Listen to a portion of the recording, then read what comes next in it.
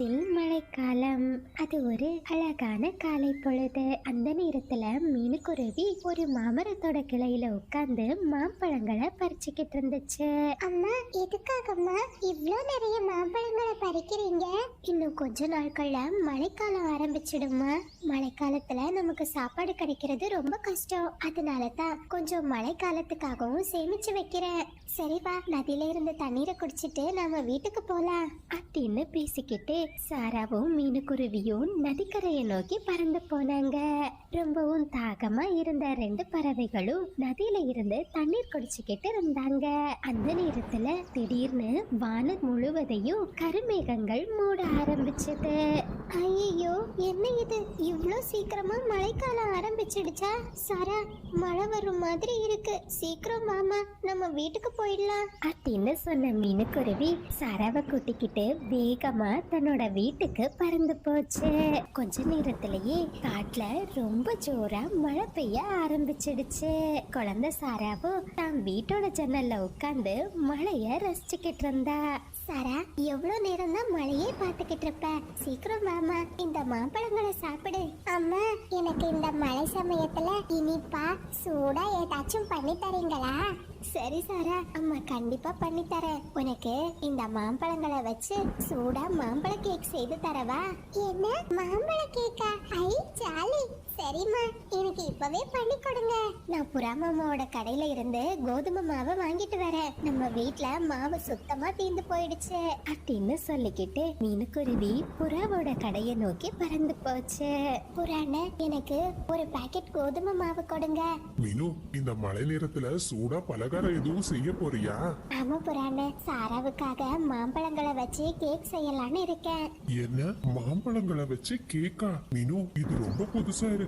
நான் இது வரைக்கும் மாம்பழ கேக் சாப்பிட்டதே இல்ல.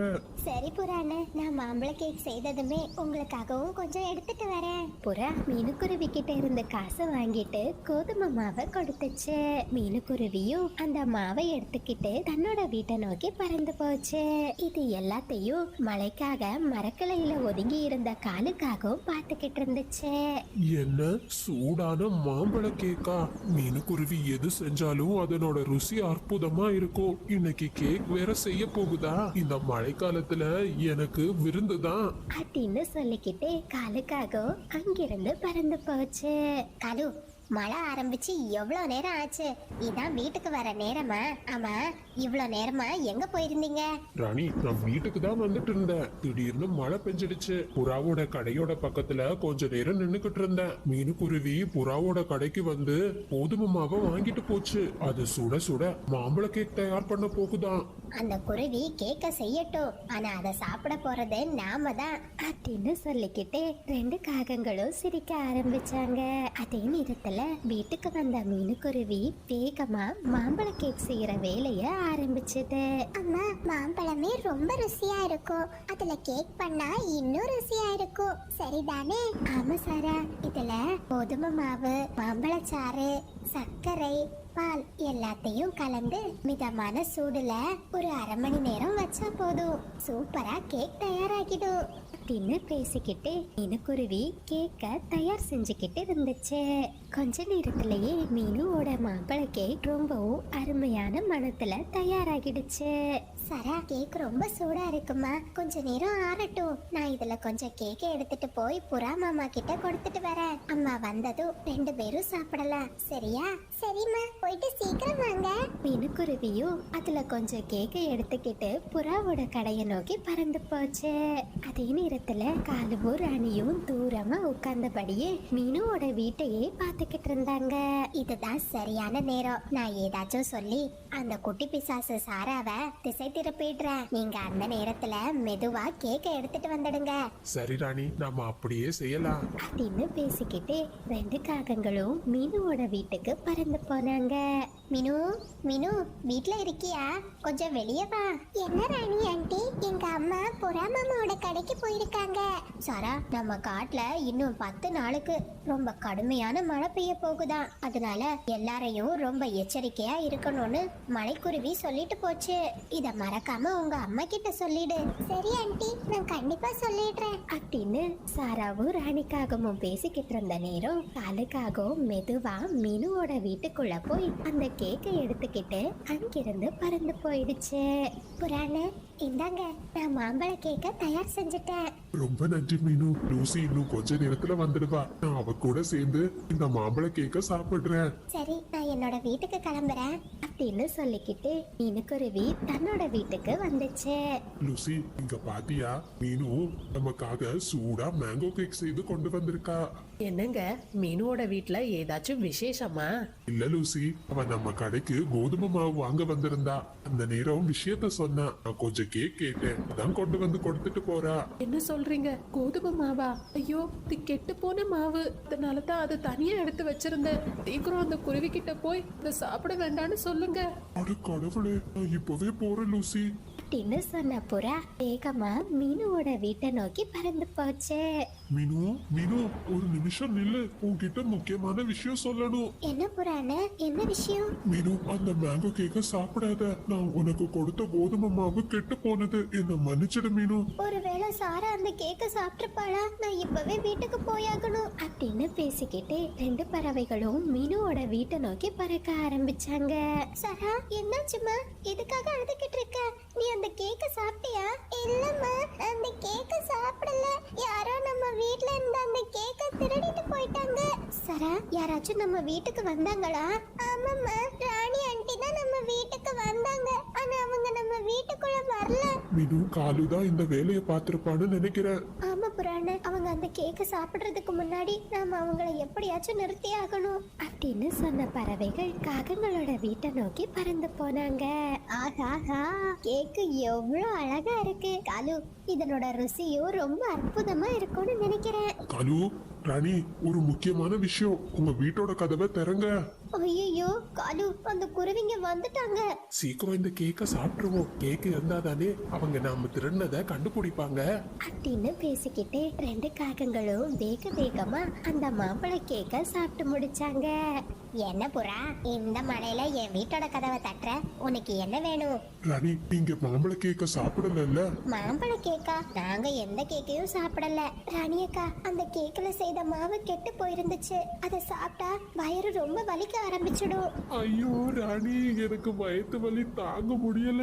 என்ன காப்பாத்து. ஐயோ, எனக்கு வயிறு ரொம்ப வலிக்குதே. என் குருவிகளா, நீங்க சொல்றது உண்மையா? தயவு செஞ்சு எங்களை காப்பாத்துங்க. மீனு, இவங்க அந்த கேக்க சாப்பிட்டுட்டாங்கன்னு நினைக்கிறேன். நான் இப்பவே போய் டாக்டரை கூட்டிட்டு வரேன். நீ இவங்கள பாத்துக்கோ. கொஞ்ச நேரத்திலேயே டாக்டரும் காகங்களோட வீட்டுக்கு வந்தாங்க. இவங்க ரெண்டு பேரும் கெட்டு போன சாப்பாட்டை சாப்பிட்ருக்காங்க. அதனால தான் இந்த வயிறு வலி. இவங்களுக்கு கண்டிப்பா இன்ஜெக்ஷன் போட்டே ஆகணும் அப்படின்னு சொன்ன டாக்டர் ரெண்டு காகங்களுக்கும் ஊசிய போட்டு விட்டாங்க. என்னைக்குதான் நீங்க திருடுறதை விட போறீங்கன்னு தெரியல. பாத்தீங்களா, இன்னைக்கு நீங்க திருடின விஷயம் உங்க உயிருக்கே ஆபத்தா முடிஞ்சிடுச்சு. மீனு, நாம என்ன சொன்னாலும் இவங்களுக்கு உரைக்க போறதில்ல. இவங்களா பார்த்து திருந்தினாதான் உண்டு அப்படின்னு சொல்லிக்கிட்டு மீனுவும் புறாவும் அங்கிருந்து பறந்து போயிட்டாங்க. காகங்கள் ரெண்டு பேரும் தங்களோட தப்ப நினைச்சு ரொம்பவும் அழ ஆரம்பிச்சாங்க. ஒரு நாள் இரவு நாம்பூர் காட்டுல மழை பெய்ய ஆரம்பிச்சது. அந்த மழையில காலுக்காகமும் ராணிக்காகமும் தங்களோட கூட்டுல உட்கார்ந்தபடியே நனைஞ்சுக்கிட்டு இருந்தாங்க. காலு, எப்படியாச்சும் இந்த ராத்திரி இந்த மழையில நனைஞ்சுக்கிட்டே நாம சமாளிச்சிடலாம். ஆனா நாளைக்கும் இதே மாதிரி என்னால மழையில நனைய முடியாது. கவலைப்படாத ராணி, இந்த ராத்திரி மட்டும் பொறுத்துக்கோ. நாளைக்கு ஏதாச்சும் ஒரு பறவைகளோட வீட்டை நமக்கு சொந்தமாக்கிக்கலாம் அப்படின்னு ரெண்டு காகங்களும் தங்களோட கூட்டுல உட்கார்ந்து பேசிக்கிட்டு இருந்தாங்க. அப்படியே அந்த நாள் இரவு முடிஞ்சு போச்சு. மறுநாள் காலை பொழுதும் வந்துச்சு. ஆனா காட்டுல மழையோட தாக்கம் மேலும் மேலும் அதிகரிச்சுக்கிட்டே இருந்துச்சு. ராணி, நீ இங்கே இருந்துக்கோ. நான் ஏதாச்சும் ஒரு பறவைகளை ஏமாத்தி அதனோட வீட்டை நமக்கு சொந்தமாக்கிக்கிட்டு வரேன் அப்படின்னு சொல்லிட்டு காலுக்காகம் அங்கிருந்து பறந்து போச்சு. கொஞ்சம் தூரம் பறந்து போன காலுக்காகத்தோட கண்களுக்கு ஒரு புறாவோட வீடு தென்பட்டுச்சு. உடனே காலுக்காகம் அந்த வீட்டோட கதவை தட்ட ஆரம்பிச்சது. காலு, என்ன விஷயம்? எதுக்காக என் வீட்டோட கதவை தட்டிக்கிட்டு இருக்க? புறா, உனக்கு தானியங்கள் ஏதாச்சும் கிடைச்சதா? இல்ல, எனக்கு எந்த எந்த தானியமும் கிடைக்கல. நான் இனிதான் தானியங்களை தேடி பறந்து போனோம். ஆமா, உனக்கு ஏதாச்சும் உணவு கிடைச்சதா? ஆமா, அத சொல்றதுக்காகத்தான் நான் உன் வீட்டுக்கு வந்தேன். எனக்கு ஒரு பழைய குகைக்குள்ள நிறைய தானியங்கள் கிடைச்சது. என்ன பழைய குகையா? நம்ம காட்டுல அது எங்க இருக்கு? என்ன புறா, உனக்கு தெரியாதா? சரி என் கூட வா, நான் உனக்கு காட்டி தரேன். காலுக்காக இப்படி சொன்னதுமே பசியோட இருந்த புறாவும் காலுக்காக சொன்ன வார்த்தைகளை நம்பி அதன் கூட பறந்து போச்சு. புறா பாத்தியா, இதுதான் அந்த பழைய குகை. இதனோட ஒரு மூலையில தான் நிறைய தானியங்கள் கொட்டி கிடக்கு. சீக்கிரம் போய் சாப்பிட. காலு, நான் உன்னை என்னமோ நினைச்சேன், ஆனா நீ எனக்காக எவ்வளவு உதவி செய்யற. ரொம்ப நன்றி காலு. அப்படின்னு சொல்லிட்டு புறா தானியங்களை சாப்பிடணுங்கிற ஆசையில அந்த குகைக்குள்ள பறந்து போச்சு. அந்த நேரத்தை பயன்படுத்திக்கிட்ட காலுக்காக பக்கத்துல இருந்த ஒரு பெரிய பாறையை நகர்த்தி அந்த குகையோட வாசலை மூடிடுச்சு. காலு, காலு, நீ என்ன பண்ற? எனக்கு பயமா இருக்கு. நீ ஒழுங்கா குகையோட கதவை திறந்துடு. ஏ புறா, திறக்கிறதுக்காகவா நான் கதவு மூடுனேன்? நீ உள்ளேயே கெட. உன் வீடு இனிமே எனக்கு. அப்படின்னு சொல்லிட்டு காலுக்காக அங்கிருந்து பறந்து போயிடுச்சு. ராணி, ராணி வா, நாம புதிய வீட்டுக்கு போக போறோம். என்ன காலு சொல்றீங்க? யாரோட வீடு? புறாவை நான் குகைக்குள்ள தள்ளி பூட்டிட்டேன். இனிமே அந்த புறாவோட வீடு நமக்கு சொந்தம். அப்படின்னு பேசிக்கிட்டே காலுக்காகவும் ராணிக்காகவும் புறாவோட வீட்டுக்குள்ள போய் உட்கார்ந்தாங்க. ஆகா காலு, இனிமே 2 மாசம் மழை பெஞ்சாலும் நமக்கு எந்த கவலையும் இல்ல. இந்த வீடு எவ்வளவு வெதுவெதுப்பாகவும் எவ்வளவு அழகாவும் இருக்கு பாருங்க. ஆமா ராணி, நேத்துக்கு ராத்திரி முழுவதும் தூங்கவே இல்ல. வா, ஒரு தூக்கத்தை போடுவோம். அப்படின்னு பேசிக்கிட்டே 2 காகங்களும் தூங்க ஆரம்பிச்சாங்க. அப்பாவி புறாவும் ரொம்பவும் பயந்து போய் அந்த குகைக்குள்ள உட்கார்ந்து அழுதுகிட்டே இருந்துச்சு. கொஞ்ச நேரத்திலேயே மீனுக்குருவி புறாவோட வீட்டுக்கு பறந்து வந்துச்சு. புறானே, புறானே, நான் மீனு வந்திருக்கேன். வாங்க, தானியங்களை தேடி கிளம்பலாம். காலு, யாரோ வீட்டோட கதவை தட்டுறாங்க. ஒருவேளை அந்த புறா தான் வந்திருக்குமோ? எனக்கு பயமா இருக்கு. ராணி, அந்த புறா வர்றதுக்கு வாய்ப்பே கிடையாது. வேற ஏதோ ஒரு குருவி வந்து நம்மளோட தூக்கத்தை கெடுக்குது. அப்படின்னு சொன்ன காலுக்காக கோபமா தான் வீட்டோட கதவை திறந்துச்சு. காலு அண்ணா, நீங்களா? நீங்க எங்க என்ன பண்றீங்க? ஆமா, புறான்னு எங்க? புறா அதனோட அக்கா வீட்டுக்கு போயிருக்கு. திரும்பி வர்றது வரைக்கும் அதனோட வீடை எங்க கிட்ட கொடுத்துட்டு போயிருக்கு. அப்படியா? நானும் புறா அண்ணனும் டெய்லியும் ஒன்னாதான் உணவு தேட பறந்து போவோம். ஆனா அவரு என்கிட்ட இத பத்தி எதுவுமே சொல்லலையே. அது என்னோட பிரச்சனை கிடையாது. அப்படின்னு சொல்லிட்டு காலுக்காகவும் வீட்டோட கதவை மூடிடுச்சு. மீனுக்குருவியோ கிளியோட வீட்டுக்கு போச்சு. கிளியண்ணா, உங்களுக்கு விஷயம் தெரியுமா? புறான அவரோட அக்கா வீட்டுக்கு போயிருக்காங்களாம். அவரு திரும்பி வர்றது வரைக்கும் காகங்களுக்கு தான் அந்த வீடு சொந்தமா. அப்படியே மீனு, புறா என்கிட்டயும் இத பத்தி எதுவுமே சொல்லல. சரிப்பா, நாம தானியங்களை தேடி பறந்து போலாம். அப்படின்னு பேசிக்கிட்டு கிளியும் மீனுக்குருவியும் தானியங்களை தேடி பறக்க ஆரம்பிச்சாங்க. அப்படி பறந்துகிட்டு இருக்கிற வழியில 2 பறவைகளுக்கும் புறாவோட சத்தம் கேட்டுச்சு. கிளியண்ணா, உங்களுக்கு ஏதாச்சும் சத்தம் கேக்குதா? ஆமா மீனு, அது அந்த பழைய குகையில இருந்தா வருது. வா, நாம அங்க போய் பார்க்கலாம். அப்படின்னு பேசிக்கிட்டு 2 பறவைகளும் பழைய குகையை நோக்கி பறந்து போனாங்க. காப்பாத்துங்க, நான் இந்த குகைக்குள்ள மாட்டிட்டேன். தயவு செஞ்சு காப்பாத்துங்க. மிட்டு அண்ணா, புறா அண்ணா தான் உள்ள மாட்டி இருக்காரு. ஆமா மீனு, நாம முதல்ல வாசல்ல இருக்கிற இந்த பாறையை நகர்த்தி ஆகணும். அப்படின்னு பேசிக்கிட்டே மீனுக்குருவியும் மிட்டு கிளியும் வாசல்ல இருந்த பாறைய மெதுவா நகர்த்தினாங்க. உடனே புறா வேகமா குகைக்குள்ள இருந்து வெளியே வந்துடுச்சு. புறாண்ணா, என்ன நடந்தது? அந்த காகங்கள் என் வீட்டை எடுத்துக்க ஆசைப்பட்டு என்னை ஏமாத்தி இந்த குகைக்குள்ள போட்டு பூட்டிட்டாங்க. கவலைப்படாதீங்க, எப்படியாச்சும் அந்த காகங்கள் கிட்ட இருந்து உங்க வீட்டை நாம மீட்டெடுத்துடலாம். அப்படின்னு பேசிக்கிட்டு மீனுக்குருவி புறா மிட்டுக்கிளி எல்லாரும் சேர்ந்து வயல்ல இருந்து கொஞ்சம் காஞ்ச தானியங்களை எடுத்துக்கிட்டு மீனோட வீட்டுக்கு பறந்து போனாங்க. அந்த காகங்களை சும்மா விடக்கூடாது. அவங்கள நாம ஏதாச்சும் செஞ்சாகணும். காகங்களை நாம வீட்டுக்குள்ள போய் அடிக்கிறதுல எந்த பிரயோஜனமும் இல்ல. அவங்களை ஏமாத்தி வெளியே வர வச்சு அவங்கள இங்க இருந்து விரட்டிடணும். அப்படின்னு 3 பறவைகளும் பேசிக்கிட்டே ஒரு அருமையான திட்டத்தை யோசிச்சாங்க. பிறகு 3 பறவைகளும் புறாவோட வீட்டை நோக்கி பறந்து போனாங்க. மீனுக்குருவியும் புறாவும் ஒரு மரத்தோட கிளையில ஒளிஞ்சபடியே உட்கார்ந்திருந்தாங்க.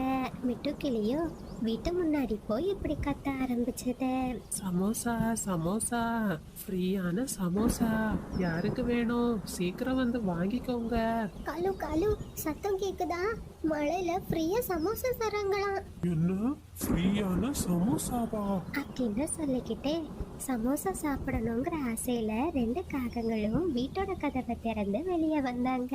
அந்த சமயத்தை பயன்படுத்திக்கிட்ட பறவைகள் எல்லா திசைகள்ல இருந்தும் பறந்து வந்து காகங்களை தாக்க ஆரம்பிச்சாங்க. புறாவும் வேகமா வீட்டுக்குள்ள போய் கதவை பூட்டிடுச்சு. இல்லையா வாங்க சீக்கிரம் நாமளும் நம்ம வீட்டுக்குள்ள போய் கதவை பூட்டிடலாம் அப்படின்னு பேசிக்கிட்டே மீனுக்குருவியும் மிட்டுக்கிளியும் தங்களோட வீட்டுக்குள்ள போய் கதவை பூட்டிக்கிட்டாங்க. காகங்கள் 2 பேரும் வலி தாங்க முடியாம ரொம்பவும் அழுதாங்க.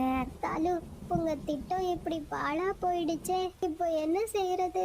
வேறு வழி இல்லாத காகங்கள் ஒரு மரத்தடி வாரத்துல உட்கார்ந்து அழுதுகிட்டே ரொம்பவும் வலியோட அந்த மழைக்காலத்தை கடந்தாங்க.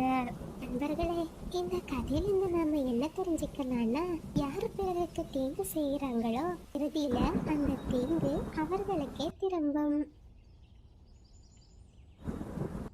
நண்பர்களே, இது சப்ஸ்கிரைபர் விருப்பத்திற்கான நேரம். ஹாய் வேதவர்மா, ரீனு, டீனு 2 குட்டீஸ்க்கும் ஒரு பெரிய ஹாய். அபிநந்தன், அகில் நிவேஷ் 2 குட்டீஸ்க்கும் ஒரு பெரிய hi. Hi Divini, hi Nishanth, hi Arshith, Varshini, Darshan 2 குட்டீஸ்க்கும் ஒரு பெரிய ஹாய். ஹாய் சூரிய பிரணா, லித்தீஸ், லாஸ்லியா 2 பாப்பாவுக்கும் ஒரு பெரிய ஹாய். ஹாய் மகிசாலினி, தீக்ஷன், மிருதுல்லா 2 பாப்பாவுக்கும் ஒரு பெரிய hi. Hi Kalpana, hi Vanmugilan, hi Felix Andrew, Loganathan, Jeevitha 2 குட்டீஸ்க்கும் ஒரு பெரிய ஹாய். கார்த்திகா, கார்கி செல்வம் 2 குட்டீஸ்க்கும் ஒரு பெரிய ஹாய். நீங்கள் அனைவரும் அளித்து வரும் அன்புக்கும் ஆதரவுக்கும் மிக்க நன்றி.